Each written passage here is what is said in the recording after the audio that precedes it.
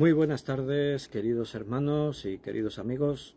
Vamos a tener nuestro estudio bíblico de hoy jueves. Va avanzando la semana y vamos avanzando en el mes de agosto. Y bueno, como podéis ver, pues no estamos en casa. Estamos en La Garriga, que es una población cercana a Barcelona. Y estamos en un hotel muy bonito. Se llama Hotel Edelweiss, la boutique Edelweiss. Y la verdad es que nos ha encantado este lugar. Estamos celebrando nuestro 30 aniversario de boda, que fue hace ya una semana, pero esa semana estábamos súper liados, como sabéis, con el grupo de nuestros hermanos de Irlanda, y entonces pospusimos la celebración y hoy pues nos hemos escapado. Nada, será una escapadita rápida de estar un día solo por aquí, pasar la noche. Aprovecharemos todo este espacio tan bonito. Yo ahí ya en el Facebook, en mi perfil personal, he puesto algunas fotitos para compartir con vosotros, que estamos ahí también. Y aquí pues mira, os voy a mostrar un poquito las vistas. Hemos salido a la terraza de nuestra habitación. Por aquí detrás se ve el jardín que hay. Aquí está Belén. Hola. Estamos tomando un cafetito aquí en la terraza. Y bueno, por ahí, pues para abajo, pues se ven ahí las poblaciones que hay por aquí, por Barcelona. Y todo está muy bien decorado, muy bonito. Hay muchas antigüedades, hay 2 sillones ahí en la entrada, muy labrados, con las empuñaduras así con cabezas de leones que pertenecieron a Gaudí. Imagínate, eso tiene historia. Gaudí es el arquitecto que diseñó y comenzó a construir la Sagrada Familia, el Parque Güell y otras muchas cosas que hay por aquí, por Barcelona. Y bueno, pues como estamos por acá, pues hoy vamos a hacer personajes de la Biblia. Vamos a hablar de un personaje nuevo, ya que ayer terminamos con David el rey. Hemos estado ahí unos cuantos estudios viendo a este personaje. Y hoy vamos a irnos a un personaje totalmente opuesto, muy distinto de David. Paco dice: ¿a dónde estáis? ¿A dónde estás? Bueno, pues si lo acabo de explicar. Eso es que te has perdido el principio. Estamos de aniversario de boda en un hotel en La Garriga, una población cerca de Barcelona. Bien, vamos a hacer una oración. Le vamos a pedir al Señor que Él nos guíe en este tiempo de estudio, y disponemos nuestro corazón para escuchar lo que Dios nos quiera decir. Vamos a orar. Señor, muchas gracias por darnos esta oportunidad de poder compartir con los hermanos, estar juntos ahora en este tiempo, abrir tu palabra, abrir las escrituras y recibir, Señor, ese mensaje que tengas para cada uno. Tú siempre quieres hablarnos y nosotros, Señor, queremos recibir y queremos disponer nuestro corazón para no endurecerlo y poder escuchar tu voz. Háblanos, Señor, y ayúdanos a entender todo lo que quieres decirnos. Gracias por todos mis hermanos que van a ver este estudio. Te pido una bendición especial para cada uno. En el nombre de Jesús, amén. Bien, pues la verdad es que estamos con una temperatura muy agradable. Se nota que ha refrescado. Hoy escuché las noticias que iba a refrescar, iban a bajar notablemente las temperaturas. Y efectivamente estamos aquí en la terracita de este hotel, Hotel Edelweiss. Es un edificio del 1907 y por dentro es como un museo. Está todo lleno de muebles antiguos, de cuadros, de estatuas, de esculturas, todo es como un museo. Vidrieras, es todo muy bonito. Y como os dije, pues estamos ahí. Lo que no pudimos celebrar la semana pasada por estar tan ocupados con los hermanos de Irlanda, pues ya lo habíamos pospuesto para esta, y buscando la combinación con el trabajo y todo, pues hoy nos hemos escapado para acá y mañana ya volvemos. Estamos un día solo, pero bueno, así podemos celebrar 30 años de casados. Bien, ¿qué personaje te imaginas que vamos a estudiar? Porque dije que es muy opuesto a David. Hemos estado viendo a David durante bastantes semanas, pero hoy vamos a ver otro personaje. Os voy a dar una pista. Fue un juez sobre Israel, uno de los jueces de Israel. ¿Quién te imaginas que puede ser muy distinto de David, el rey? Bueno, pues hay para escoger unos cuantos, pero tampoco eran tantos los jueces, así que quizás a alguien se le ocurre. De momento, para ir situándonos, vamos a irnos a Hebreos capítulo 11, porque ahí aparece ya este personaje. Muchos de los personajes del Antiguo Testamento que fueron relevantes en la historia bíblica, sus nombres aparecen en este capítulo llamado el capítulo de la fe. Hebreos 11. Mira, no fumamos, pero para algo va a servir el cenicero que está aquí, para que el viento no me vuele las páginas. Porque hace un poquito de aire, se está muy bien la temperatura. Hebreos capítulo 11. Bienvenidos a todos los que os conectáis. Por ahí he visto que algunos han estado diciendo algo. A ver si puedo mover esto. No puedo. Aquí en el teléfono es difícil. A ver, la Belén me presta el suyo. Ahí vi que Paco preguntaba dónde estábamos. Beatriz también saluda. Buenas noches, querido pastor y queridos hermanos todos. Dios los bendiga. Felicidades a por 30 años más. Juan Bermudo, qué lugar más bonito, Víctor. Que lo disfrutéis mucho, Víctor y Belén. Y que el Señor os bendiga mucho, que también bendiga el Señor a todos mis demás hermanos. Y Paco y Rosario otra vez dice buenas tardes, que disfrutéis mucho, un abrazo y felicidades a los dos. Esos son los mensajes que hay hasta ahora. Bien, nadie me ha escrito qué personaje puede ser, así que os lo digo yo. Sansón. Vamos a hablar de Sansón. La Belén iba a decir ese, no sé si porque me ha visto las notas. No, se lo estaba imaginando. Sansón, Hebreos 11, voy a leer el versículo 32 al 34.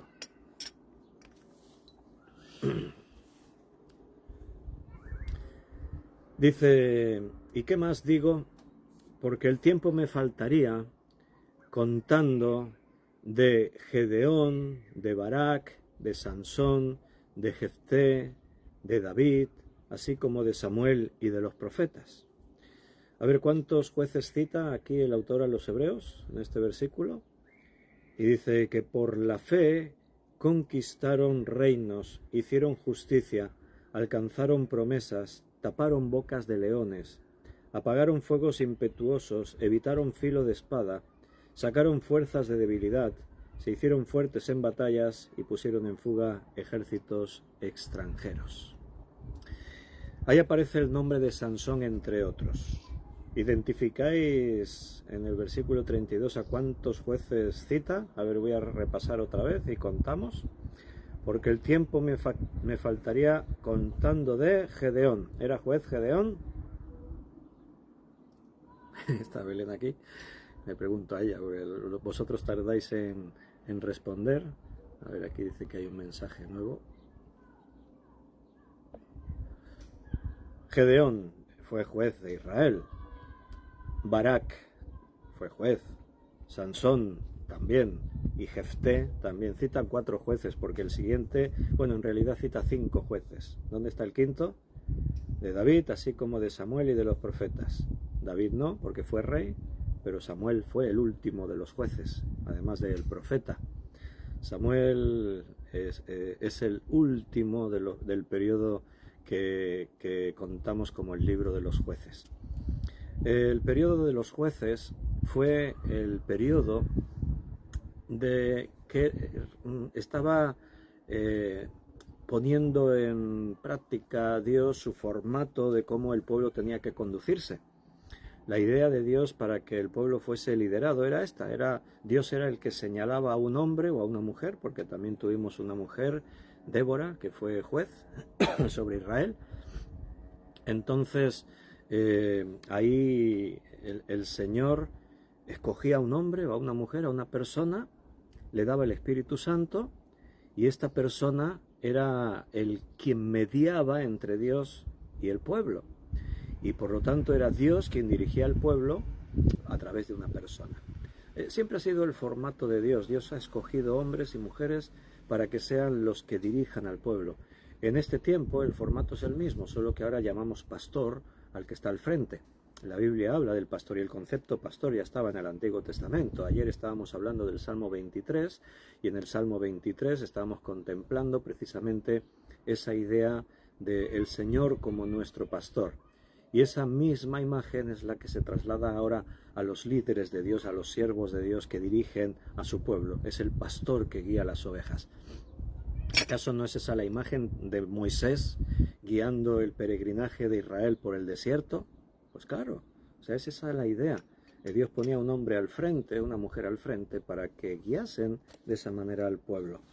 Ahí cita a David y cita a los jueces, 4 jueces más Samuel, dice, y los profetas. Es interesante que se menciona Sansón ahí, en el capítulo de la fe. ¿Qué opinión tienes de Sansón si conoces su historia? Muchas veces nos quedamos con un concepto y es que pensamos pues que bueno, por ejemplo, a este lo aprobamos, a este lo descalificamos, ¿no? Si yo os hablo de Moisés, bueno, vamos a hablar cosas muy buenas de Moisés. Si hablamos de Abraham, bueno, Abraham fue excepcional. Si mencionamos a Daniel, imagínate, ¿no? Y a otros profetas. Si hablamos de David, ¿qué? Venimos de estudiar a David muchos días y estuvimos viendo lo bueno de David, pero también lo malo de David.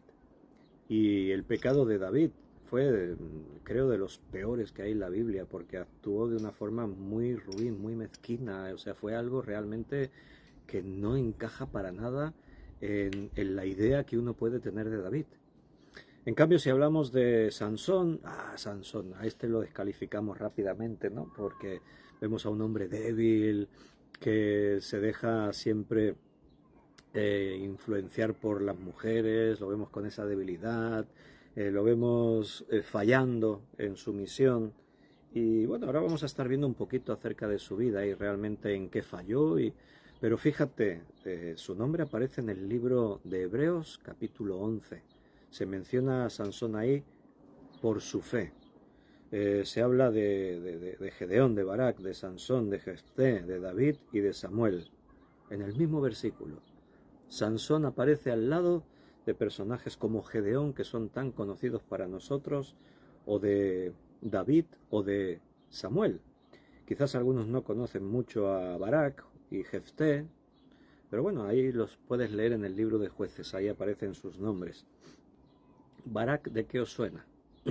No me digáis Barack Obama ni cosas así. Bueno, igual tenía alguna relación con alguien.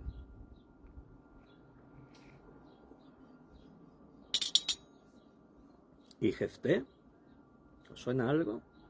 Bueno, ahora no me voy a detener a hablar de ellos porque no es el caso. Bueno, de Jefté os puedo dar una pista. Pasó algo con su hija, que él prometió que iba a sacrificar y tal, y al primero que saliese por la puerta, y salió su hija, y bueno, alguna historia hay por ahí.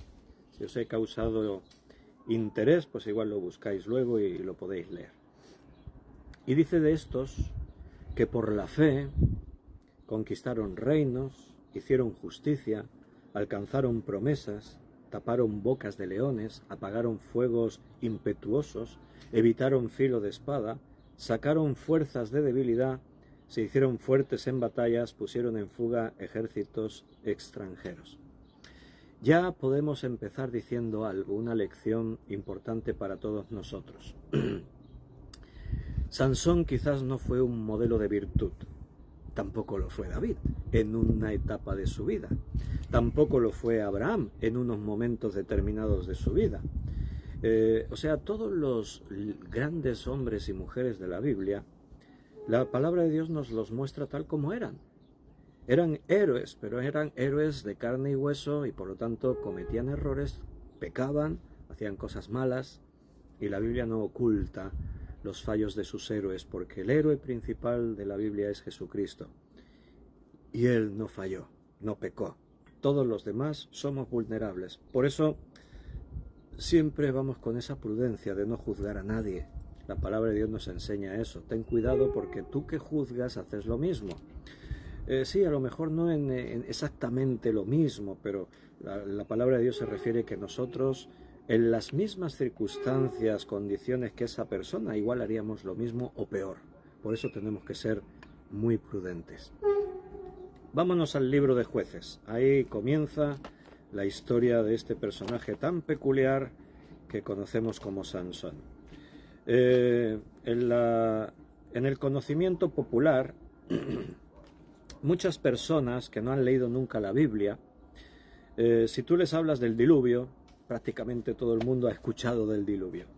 Si tú hablas de Moisés y de cómo cruzaron el Mar Rojo, prácticamente todo el mundo conoce esa historia. O sea, hay una serie de historias en la Biblia que la gente, aunque no hayan leído nunca la Biblia, se la saben. De una forma u otra han oído hablar de esos personajes. Y Sansón es uno de ellos.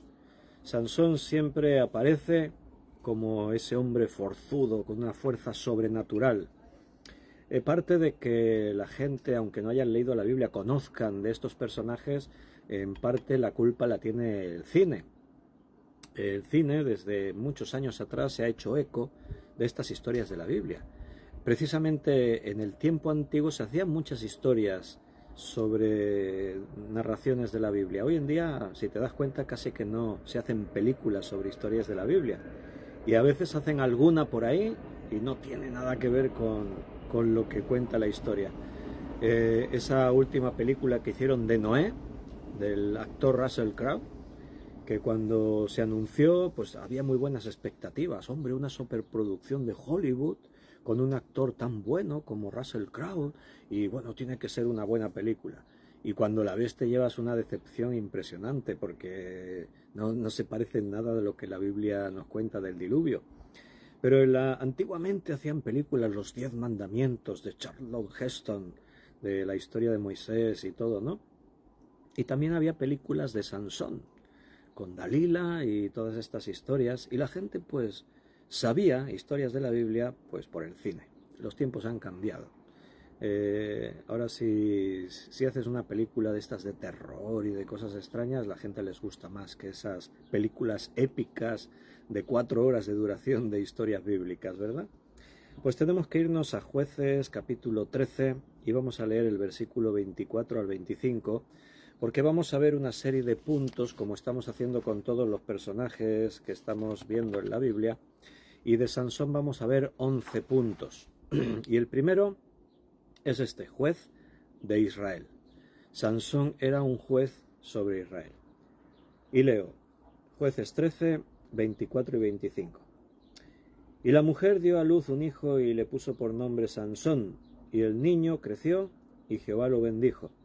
Y el espíritu de Jehová comenzó a manifestarse en él en los campamentos de Dan, entre Zora y Estaol. Detrás de muchos personajes de la Biblia, antes de su nacimiento, incluso antes de su concepción, ya había una historia. La Biblia nos muestra un principio.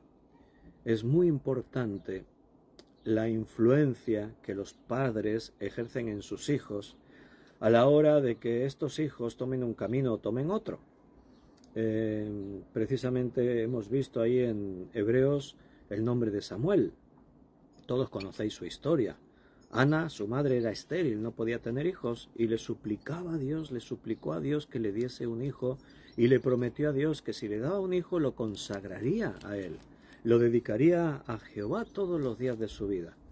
Entonces vemos a Ana orando hasta el punto que el profeta, cuando la vio allí en el altar orando, pensó, esta mujer está borracha, y fue a recriminarle. Mujer, ¿qué haces ahí? Estás ebria, vete a tu casa a digerir tu borrachera. Y Ana le dijo, no, Señor, no estoy ebria, me he vaciado delante de Dios, estaba suplicándole a Dios. Era una mujer de fe. Entonces, la influencia de Ana en la vida de Samuel fue básica, porque Ana buscaba un hijo y lo tuvo, y cuando lo tuvo, lo entregó al Señor. Lo llevó al templo cuando ya el niño ya tenía varios años y ya no necesitaba ser amamantado, pero lo llevó al templo y el niño vivió en el templo. Era su hijo y ella lo podía visitar.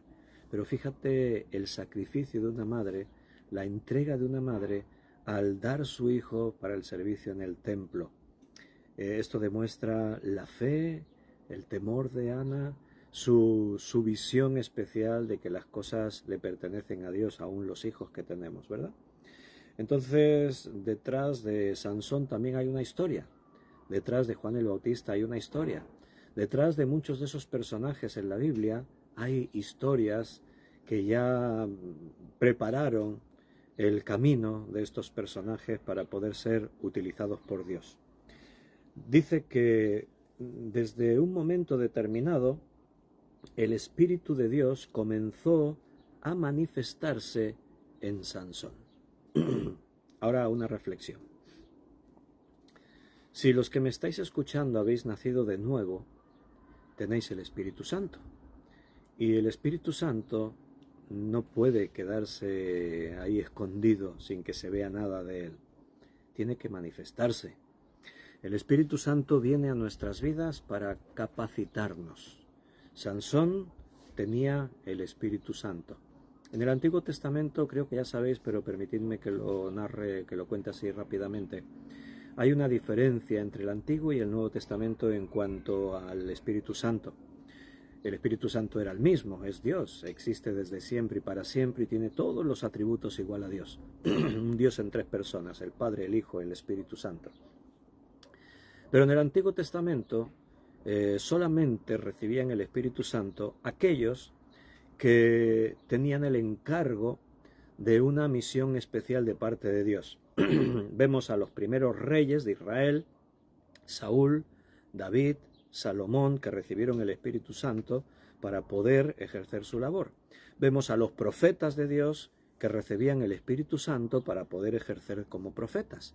Los escritores del Antiguo Testamento recibieron el Espíritu Santo, como David, además de ser rey, fue escritor, ¿verdad?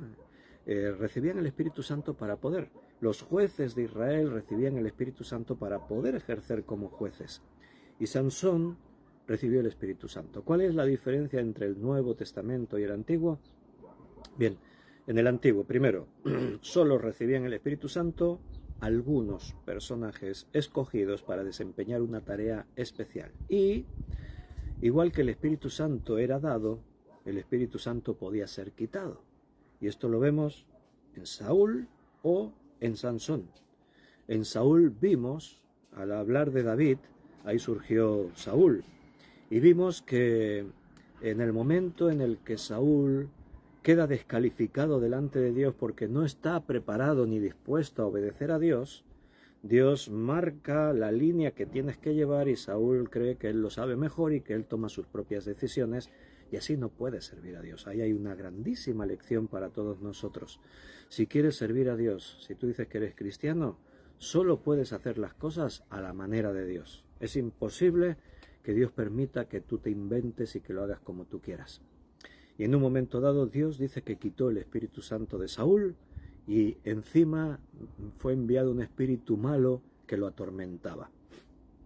Sansón va a perder el Espíritu Santo también por su pecado. Cuando hay pecado, cuando hay desobediencia, cuando hay rebeldía, el Espíritu Santo en ese momento del Antiguo Testamento podía ser quitado. En el Nuevo Testamento las cosas son distintas. Jesús prometió que vendría el Espíritu Santo sobre todos los creyentes. Los profetas hablaron de que su Espíritu sería derramado sobre toda carne, hablando de eso, de que las cosas iban a ser distintas. Ahora en el Nuevo Testamento se promete el Espíritu Santo a todo aquel que cree y recibe la salvación por medio de la obra de Jesucristo. Hay muchos textos. Pablo le dice a los corintios: ¿o ignoráis que sois templo del Espíritu Santo, el cual habita en vosotros, el cual mora en vosotros? Y precisamente se cita a los corintios porque no eran merecedores muchos de ellos de tener el Espíritu Santo.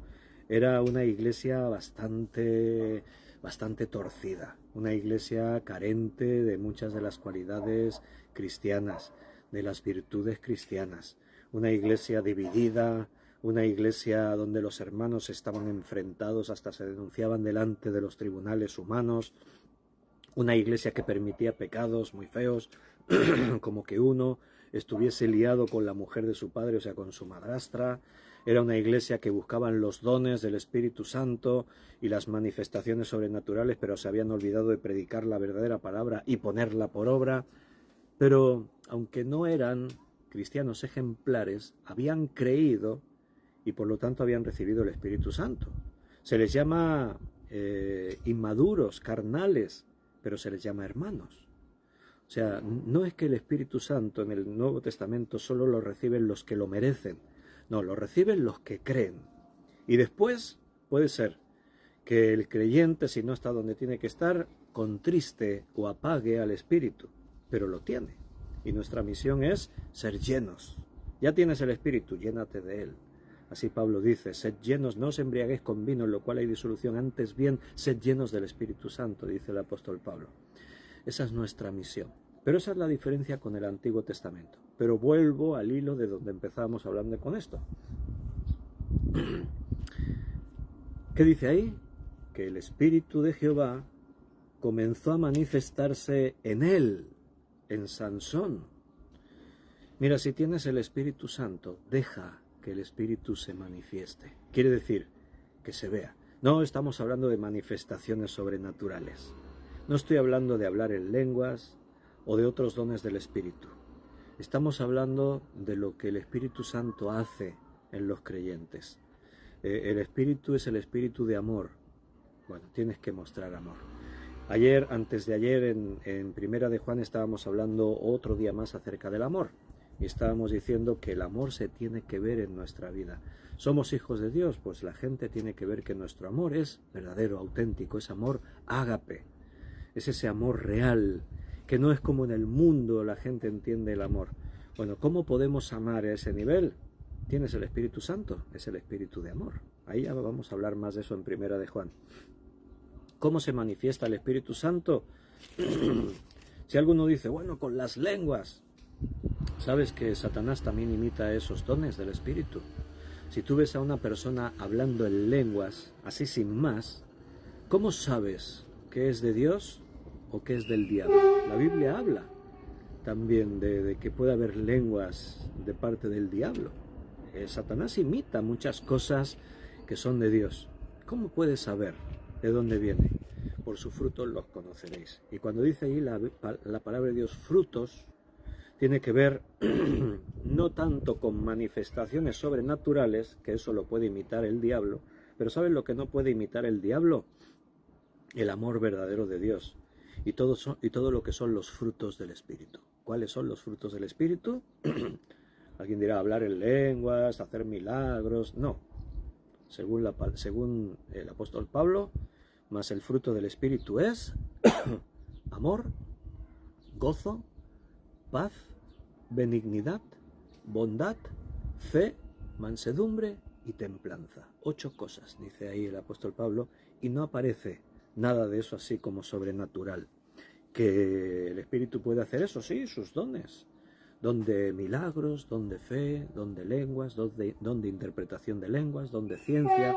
Claro, los dones del Espíritu se pueden manifestar, pero cuando Él quiere, como quiere y siempre para edificación de la Iglesia. Él es soberano y actúa como quiere. El Espíritu Santo no está a nuestro servicio para que se manifieste cuando yo quiero. El Espíritu Santo se manifiesta cuando Él quiere. Él es el soberano. Yo soy solo una herramienta en sus manos. Entonces, aquí se empezó a manifestar en Sansón. ¿Cómo? Ahora vamos a ir viendo. Pero vamos a ir por partes. Hemos visto punto 1. Sansón como juez de Israel. Desde pronto ya el Espíritu Santo se empezó a manifestar en él. Punto número 2. Su nacimiento fue preparado por Dios. O sea, no fue porque sus padres así sin más decidieron, sí, claro, pero Dios ya estaba ahí y fue preparado de parte de Dios. Los padres pudieron decidir, queremos tener un hijo, pero sabes que no podían. ¿Por qué? Porque como en otros casos, hemos mencionado a Ana, no dije Sara, pero también, o la madre de Sansón, ¿qué tenían en común? Eran estériles, no podían tener hijos. Así que seguimos aquí en el capítulo 13 y vamos a leer ahora del versículo 3 en adelante. Hoy no tengo infusión, la infusión se la ha quedado a la Belén y yo estoy tomando un café. Nos lo han traído aquí a la habitación la señora, la propietaria, muy amable, ella, que es la decoradora, la que nos ha estado explicando cosas de la casa. Vamos a dejar buenos comentarios de este lugar por ahí por internet. 13:3. A esta mujer apareció Jehová. Dice, apareció el ángel de Jehová. ¿Quién es el ángel de Jehová? Jesucristo, Dios mismo. Y le dijo, he aquí que tú eres estéril y nunca has tenido hijos, pero concebirás y darás a luz un hijo. Ahora pues no bebas vino, ni sidra, ni comas cosa inmunda, pues he aquí que concebirás y darás a luz un hijo, y navaja no pasará por sobre su cabeza, porque el niño será nazareo a Dios desde su nacimiento, y él comenzará a salvar a Israel de la mano de los filisteos. Ahora vamos a seguir leyendo un poquito más, pero me detengo ahí. Punto 2 estamos, recuerda, su nacimiento fue preparado de parte de Dios. Son los hombres, ¿no?, los que deciden, vamos a tener un hijo, una mujer y un hombre se casan y deciden, queremos tener un hijo. Pero a veces no puede ser, como en este caso. Era estéril, esta mujer era estéril. Y el marido se llamaba Manoa. Y su mujer, dice ahí, era estéril. No podía tener hijos. Pero Dios tiene un plan. Como lo tuvo con Sara. Sara era estéril, era muy anciana. Abraham era anciano. Pero Dios quiso que naciese Isaac, el hijo de la promesa. Ana, lo hemos citado, no podía tener hijos, estaba ya envejeciendo, pero suplicó a Dios y Dios le regaló un hijo, Samuel, uno de los profetas más claves en las manos de Dios en el Antiguo Testamento. Y Sansón fue exactamente igual, una madre estéril, pero Dios tenía un plan. Y le dice algo, mira, tú vas a tener un hijo, y este hijo va a ser consagrado a Dios. Entonces, desde ya, dice, no tienes que cuidarte, porque el niño va a ser usado por Dios, va a recibir el Espíritu Santo. Entonces se le dice una serie de normas. No bebas vino, ni sidra, ni comas cosas inmundas. Pues he aquí concebirás y darás a luz un hijo.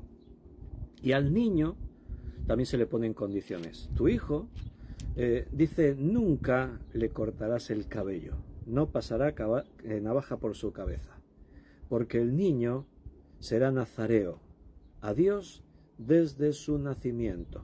¿Por qué? Y comenzará a salvar a Israel de la mano de los filisteos. El voto de nazareo era un voto que muchos en la Biblia hicieron. Consistía en una dedicación especial a Dios. ¿Se os viene a la memoria algún otro personaje en la Biblia que hizo voto de nazareo?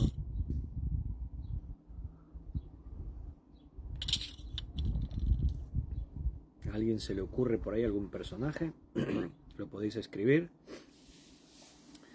Algunos hacían el voto de nazareo, como en el caso de Sansón, desde antes de nacer. Otros lo hacían por un tiempo. Decidían hacer un tiempo, un voto de nazareo.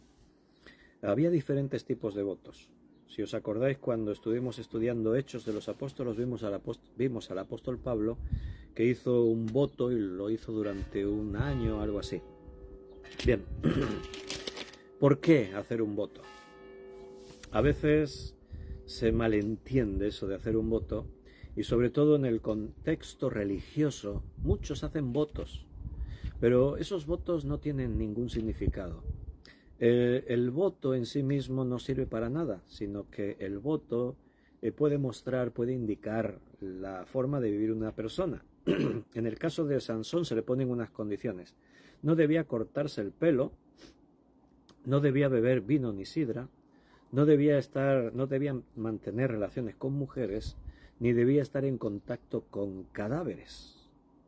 O sea, eso eran las condiciones en el caso de Sansón del voto, ¿no? Que él tenía como nazareo, eso era un voto de nazareo, que por cierto todas las incumplió, eso lo vamos a ver en el punto número 3. No respetó ni una, las incumplió todas. Entonces, cuando nos salimos del plan de Dios, de las instrucciones de Dios, pues vamos a sufrir las consecuencias, fijo, seguro. Por eso tenemos que mantenernos cerca de Dios y fieles a Dios, que es lo que estábamos ahí viendo aún en el personaje de David, del rey David. Entonces, su nacimiento fue preparado de parte de Dios. Una madre estéril, que se le anuncia que va a tener un hijo y tiene que cumplir unas condiciones. La madre tiene que guardarse y cuando nazca el hijo también tiene que ser preservado de una forma especial. Voy a leer un poquito más el texto. Versículo 6. Y la mujer vino y se lo contó a su marido diciendo: un varón de Dios vino a mí, cuyo aspecto era como el aspecto de un ángel de Dios, temible en gran manera. Y no le pregunté de dónde, ni quién era, ni tampoco él me dijo su nombre.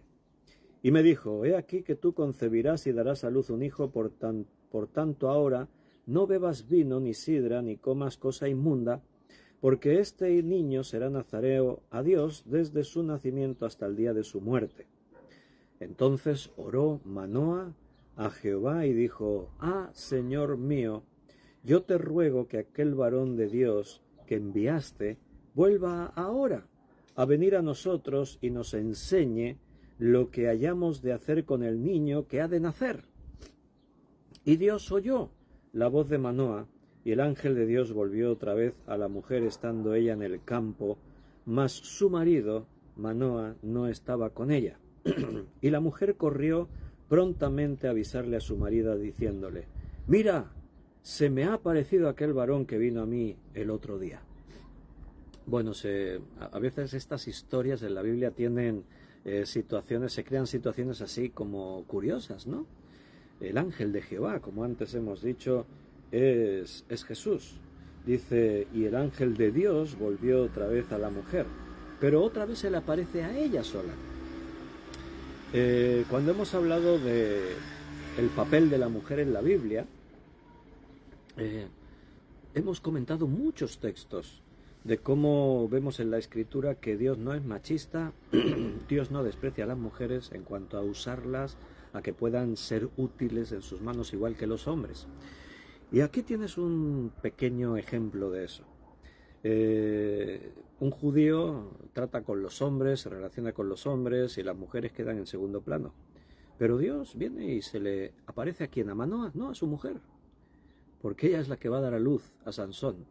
Y Manoa ora y pide: Señor, vuelve a aparecerte y dame instrucciones. Y Dios se aparece otra vez, pero otra vez a la mujer. Así que ella viene corriendo y se lo vuelve a decir a su marido. Entonces Manoa dijo: cuando tus palabras se cumplan, ¿cómo debe ser la manera de vivir del niño?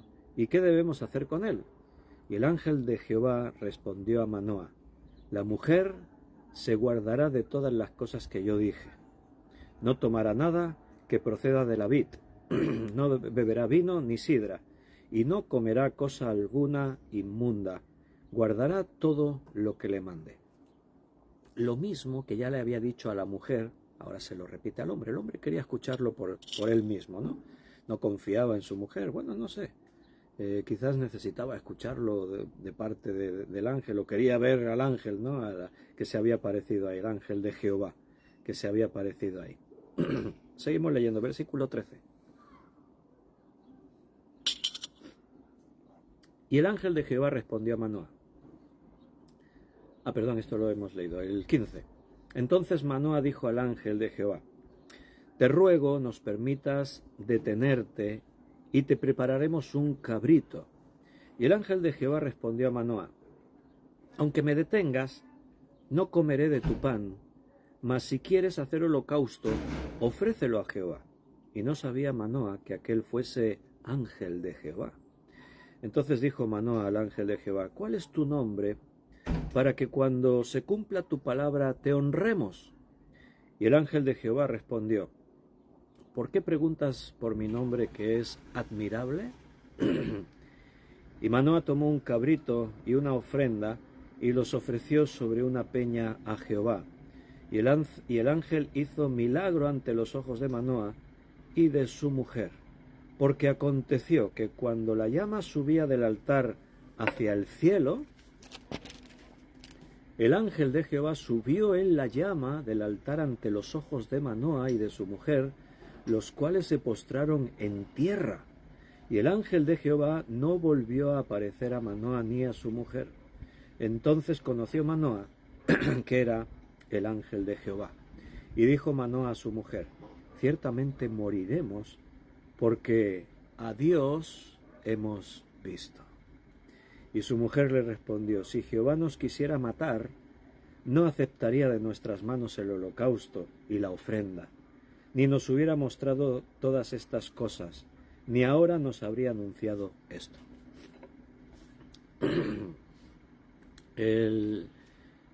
La concepción de Sansón, el anuncio de su concepción y lo que sería su nacimiento y su vida, fue anunciada por el mismo ángel de Jehová, por el mismo Señor Jesucristo. En algunos pasajes donde se habla del ángel de Jehová, alguno podría quedarse con dudas, pero ¿era un ángel de Dios o era Dios mismo manifestándose? Pero algunos textos como este son claros. ¿Qué dijo Manoah? Dice: y Manoah entendió que Dios se le había aparecido y dijo: somos muertos porque hemos visto a Dios, porque a Dios hemos visto. En el Antiguo Testamento tú sabes que en diferentes ocasiones Dios se manifestó de una forma visible, pero la Biblia dice que a Dios nadie le ha visto porque Dios es espíritu. Entonces, ¿cómo puede ser que Dios se manifestase? ¿Se contradice la Biblia cuando dice Dios es espíritu, a Dios nadie le ha visto jamás porque Dios es espíritu? Y en otros momentos vemos que Dios se apareció de una forma visible, con forma humana, a Abraham, a Gedeón, a Sansón, a Josué, etc. Y hubo unos cuantos más por ahí. ¿Se contradice la Biblia? ¿Se le puede ver o no se le puede ver a Dios? A Dios no. Entonces, cuando se manifestaba a Dios, a eso se le llama una teofanía.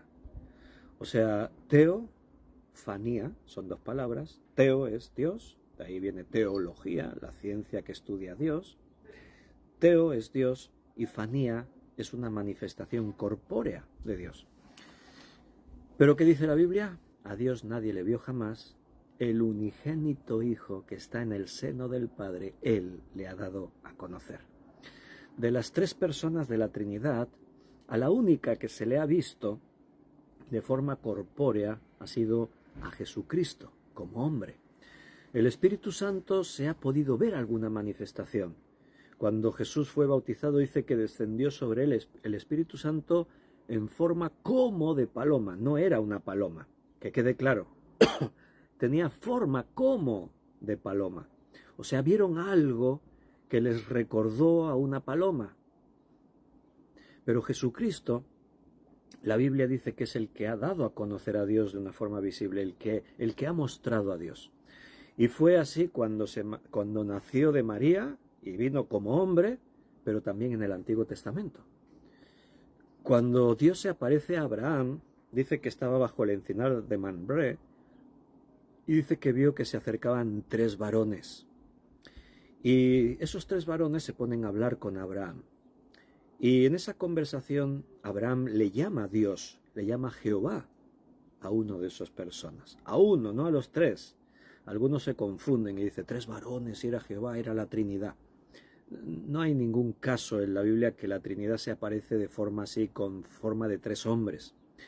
En algún momento se manifestó la Trinidad precisamente en el bautismo de Jesús. Ahí está Jesús, va a ser bautizado, ahí ven al Espíritu Santo como una forma así, como un ave, como una paloma, y se oye la voz del Padre en los cielos: este es mi Hijo amado, en quien tengo complacencia. Ahí estaba, pero no una manifestación corpórea de 3 hombres, no, porque a Dios nadie le vio jamás, y el Espíritu Santo tampoco tiene esa forma así visible. Jesucristo le ha dado a conocer. En el Antiguo Testamento Dios se manifestaba a través de una forma humana. De esos tres personajes que se aparecen a Abraham, uno era Jesucristo. ¿Quiénes eran los otros dos?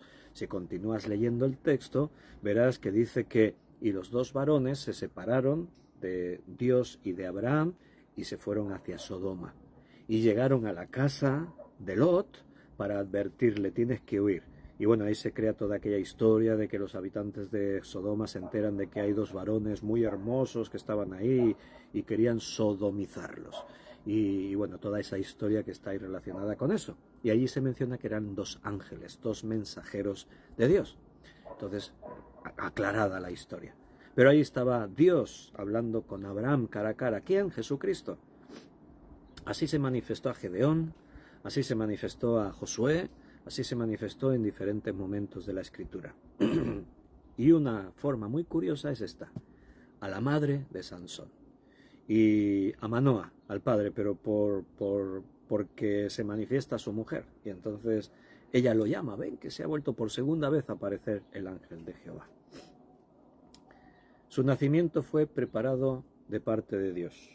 Dios escoge a una mujer estéril y hace el milagro de que pueda quedarse embarazada. Dios pone las condiciones. Mira, tú tienes que cuidarte y guardarte porque vas a concebir a un bebé que va a ser mi siervo. Y el bebé, más condiciones. Desde que nazca no se va a cortar su cabello, no va a beber vino de sidra, va a hacer voto de Nazareo, con todo lo que eso implicaba, como ya hemos dicho, y lo veremos en el siguiente punto el próximo día.